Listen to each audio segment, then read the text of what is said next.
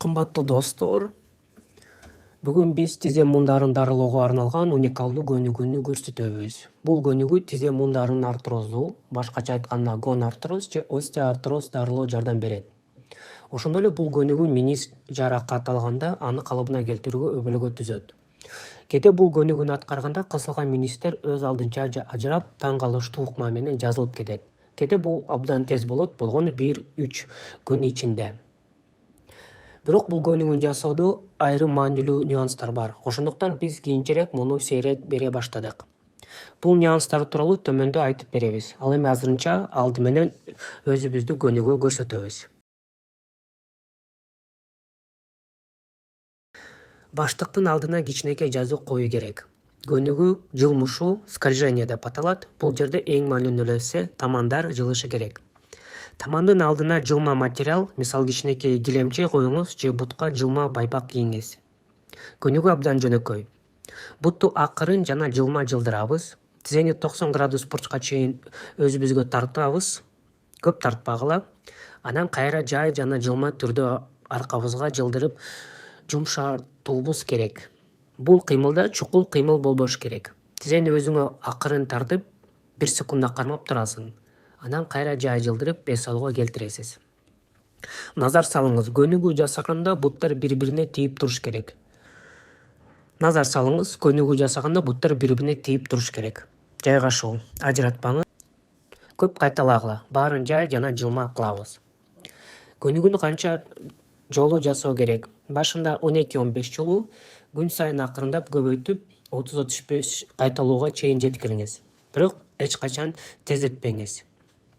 Эми башында айткандай нюанстар көтөрүлөт. Алгачкы күндөрү бул көнүгүү оору күчөп кетиши мүмкүн. Бул нормалдуу. Бул реакция 2-3 күндө өтүп кетет.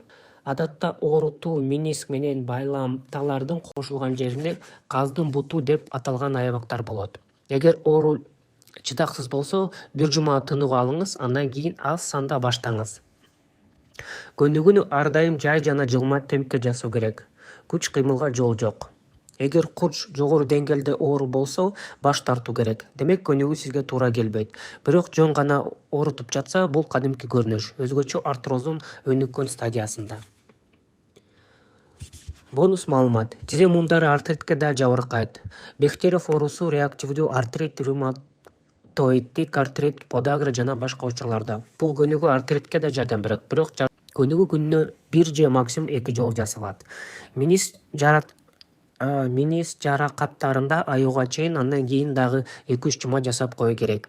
Ал эми артроз же артрит болсо, узак убакыт.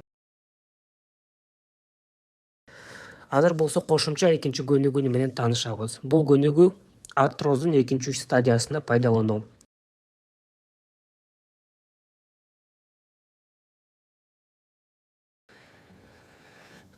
Тыңгылыктуу жылма эмес жерде жатабыз. Колдор капталда. 2 бутту бирге акырын бүгүп көтөрөбүз. Анан кайра жай түшүрөбүз, эс алуу абалына келтиребиз. Бутту оор болбогон деңгээлге чейин гана бүгөбүз. Ар бир кыймылды 5 чейин саноо менен жасаңыз.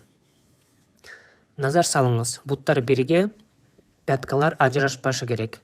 12-15 кайталануу менен баштайбыз. Акырындык менен 30-35 кайталоого жеткиребиз. Көнүгүү жөнөкөй сезилиши мүмкүн, бирок абдан пайдалуу. Кандын айланышын жакшыртат, жан баш булчуңдары бошоңдотот, артрозду бул булчуңдар көбүнчө тырыштырып калат. Ошо менен бүгүнкү көнүгүүлөр ушундай болду. Кымбаттуу достор, ден соолукта болуңуз.